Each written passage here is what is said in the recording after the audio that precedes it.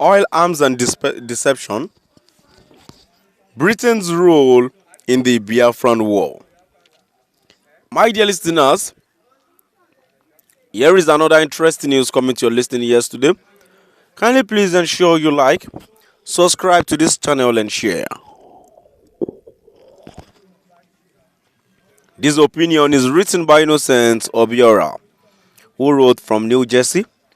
I decided to publish it verbatim for its historical purpose, and given the fact that we had learned nothing from the past. If we have learned anything from the horrors of war, we would not be toying with another potential war, particularly having the understanding that the colonial interest of the West in Africa is their economic interest.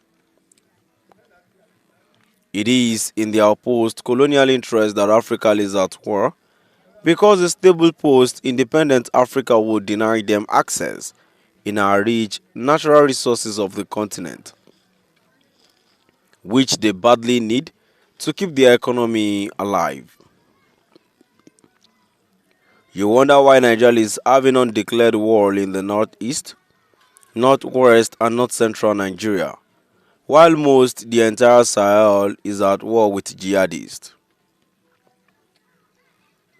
What is the France connection with this crisis, and why?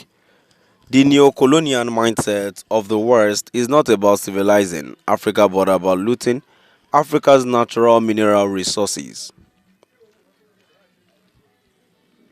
This is not to say that Africa is the only target of this madness of war. The world, as we know, it is in turmoil. Again, India and Pakistan are at each other's throat. In Europe, Ukraine and Russia have been fighting for the past 3 years, and it does not appear the war will end anytime soon due to the enormous hatred the two leaders have for each other. Syria is still at war. The Middle East is at war with Israel. For the first time, the Palestinian leaders and Lebanese government are having a reality check, calling out the instigators by their deserved names, sons of dogs. In Africa, Somalia, Sudan, and Congo, people are killing each other over the control of their vast resources. The source of arms in all these conflicts is from the West. The Biafran War, fought between 1967 and 1970, was a brutal and devastating conflict that resulted in the death of up to 30 million people.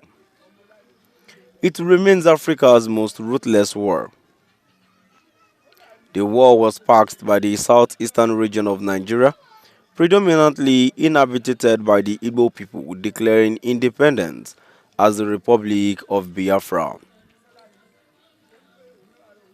The Nigerian federal government, led by General Yakubu Gowon, responded with force, determined to maintain the country's unity. During the war, the British government, led by Labour Prime Minister Harold Wilson, secretly armed and backed the Nigerian federal government. The classified government document revealed that Britain's primary motivation for supporting Nigeria was to protect its significant oil interest in the region.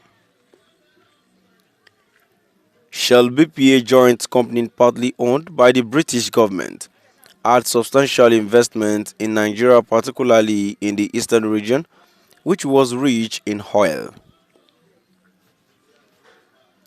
The British government's support for Nigeria was not limited to diplomatic backing.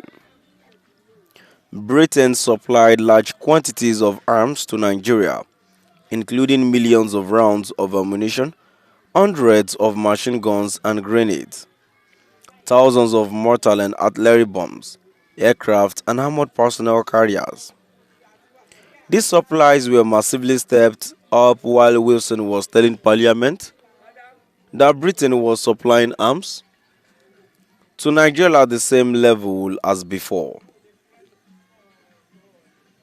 The British government's decision to supply arms to Nigeria was taken despite knowing that they were being used against civilians. The Nigerian government's blockade of Biafra led to severe starvation and humanitarian suffering, with pictures of starving and malnourished children going around the world. The British government's support for Nigerian for maintained despite widespread public and parliamentary pressure to halt arms exports to Nigeria. The British government's policy was shaped by its desire to protect its oil interest and investment in Nigeria. The government believed that the federal military victory would provide the best hope for an early end to the fighting and would allow British oil companies to re-establish and expand their activities in Nigeria. The British government's prioritization of its economic interest over humanitarian concerns had devastating consequences for the people for Biafra. My dear listeners, now I've come to the end of our today's news. Please do drop by at the comment section and let's know what your view is all about. Thank you for listening.